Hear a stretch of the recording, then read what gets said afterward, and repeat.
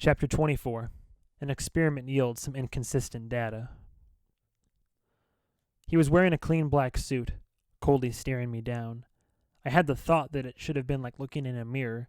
His was, in the basics anyway, my own face.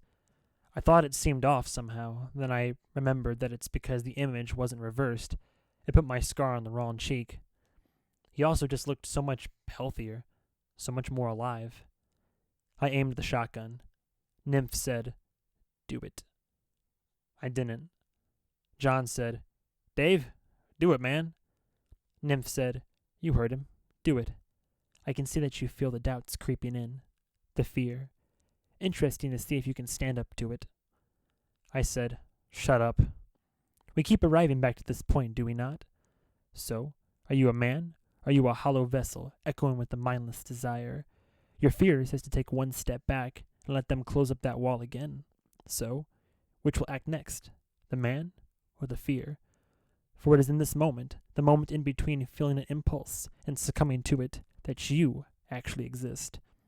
Soon, the waves of impulse will crash in and your soul will be swept out to sea. When my master consumes you, I doubt he will find you a terribly crunchy morsel. You don't exist. Your manifestation of the swarm, built to play on our self-doubt, break you down and you're just a bunch of mindless insects who've learned to push people's buttons. If I pull out a handful of your cells, will they add up to anything more? So, at what point did they become you?" John shouted for me to shoot, and this seemed like great advice. I raised the shotgun, and in the time it took me to send the command to my trigger finger, Nymph managed to spring from the bed, fly across the room, and start ripping the gun from my hands.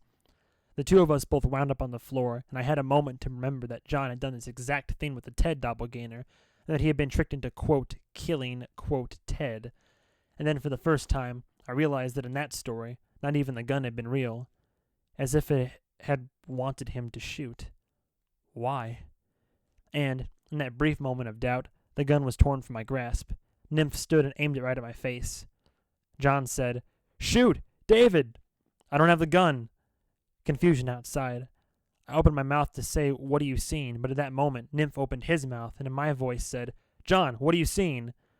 John said to Nymph, I'm seeing two of you." Amy said, "Oh my God."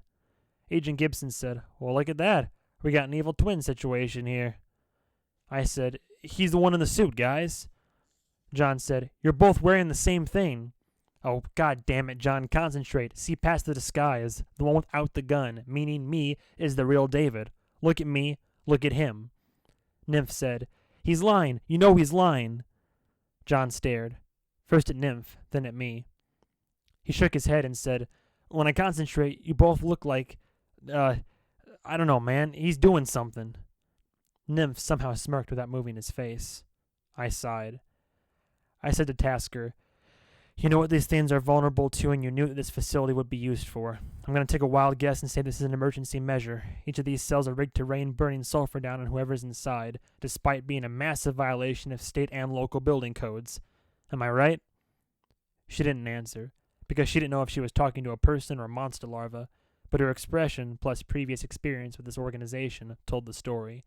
She, or somebody, probably in that guard room she mentioned, just needed to push a button. Probably. I said, "All right, let's assume that's true. Here's what's going to happen.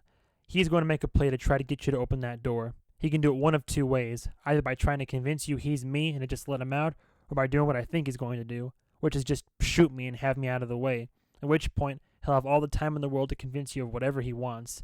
I'm going to try to stop him, but I probably won't be able to. He's stronger and faster. When that happens, when he kills me, I want you to push the button that fills this cell with fire. This cell and the one with Maggie. Kill us all."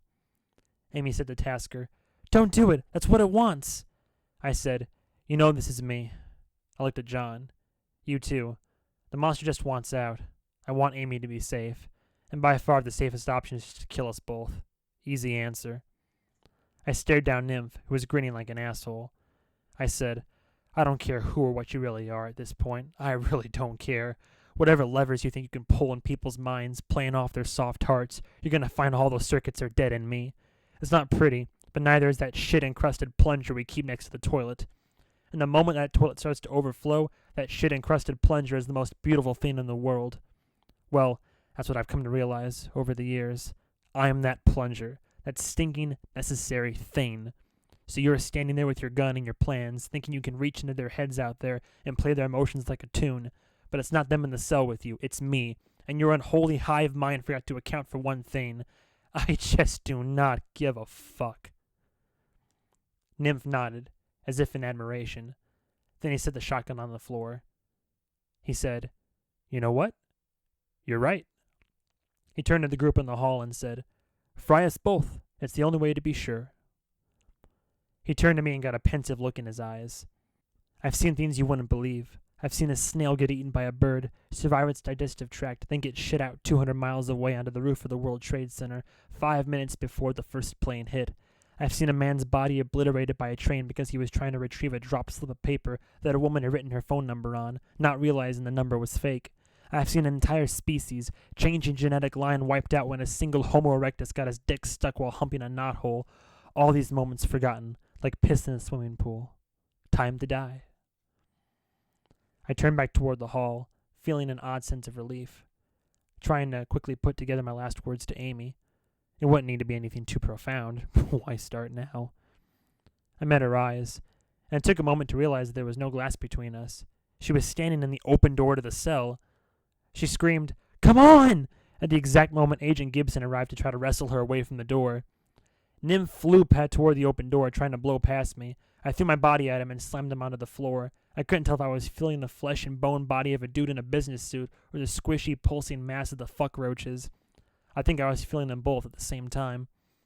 The shotgun skidded across the floor, bounced off the wall, and skipped back toward me. I crawled over Nymph, grabbed the gun, and shoved the barrel into the back of his head. I yanked the trigger. Click. I pumped it and pulled the trigger again and again. Nothing. Tasker had sabotaged it. Pulled out the firing pin, probably. That bitch. Nymph flung me aside and bowled past Amy into the hall. I followed. Alarms were sounding. Black cloaks were flowing into the hall from wherever they'd been hiding. I yelled for John, but couldn't find him in the pandemonium.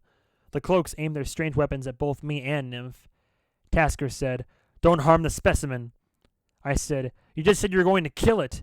That was a test." Nymph said, "Hold on, so now is it better for me to be the specimen or David?" Amy pushed herself away from Gibson and pointed to me. "This is the human, unfortunately." The black cloaks moved in on Nymph, so I guess they believed her, or he raised his right hand. Everything from the elbow down disintegrated into a flock of about 10 fuck roaches. They flew toward the nearest cloak, who was wearing a rubber mask that gave him the slack face of an elderly woman. The insects landed on various points of his body, then quickly burrowed through the cloak and body armor. The thing in the cloak screamed an inhuman scream, and then exploded, as if the fuck roaches had pulled it apart from the inside, and grayish-blue hunks of meat landed everywhere. It had the texture of a vegetarian recipe for an imitation human tissue. The rest of the cloaks recoiled again, but didn't fire. They were waiting for the order, though at least they now knew which one was me. Nymph gave me a smug look and said, "You cannot comprehend the suffering that is about to occur, Mr. Wan. You said you didn't give a fuck, and I believe you. You think none of it matters, that it's all a big joke, but I assure you, Mr. Wan, right now, no one is laughing." There was a commotion from behind Nymph, and I heard John screaming, "Fart dildos coming through!" There was a mechanical noise like air brakes. A projectile hit Nymph and filled the hall with sizzling sparks. Nymph went to the floor, a smoldering hole in his back, hunks of metal burning brightly in the wound. The smell of sulfur filled the hall. John was holding a homemade weapon. The barrel was a PVC pipe leading to a complex mechanism like the cylinder on a revolver, only instead of bullets, each chamber contained one sex toy. On his back was a tank of compressed gas. John fired again. A pink projectile whizzed through the air, made impact with Nymph, and exploded in that shower of pungent fire. The fuck roaches scattered. The black cloaks unleashed their strange weapons on the bugs, vaporizing them in midair, with orange beams that radiated ungodly amounts of heat. I wondered if they ever accidentally fired the weapons in the wrong setting. Then, all that remained was the larva, writhing in pain on the floor, shed of its disguise. The burning chunks of thermite and sulfur were eating through its skin. It seemed to be pulsing, swelling. John cocked his dildo cannon and fired again. The maggot squealed and thrashed, but it was still not dead. The smoldering embers of sulfur ate through its husk, and still it seemed to get bigger. I said, "Where the hell did you get that thing?" It was in the back of the Jeep. We must have built it while we were on the sauce. The memory hit me all at once. Want me to shoot again? Amy said, "Look!" A split had formed in the maggot's thick outer skin, where the sulfur had finally burned through. The larva was now nearly twice its former size, its skin stretching and pulling like a bratwurst on a grill. From within the wound, a sheer blackness seemed to leak out like steam, and from it I sensed an infinite coldness that defied all reason. We're too late.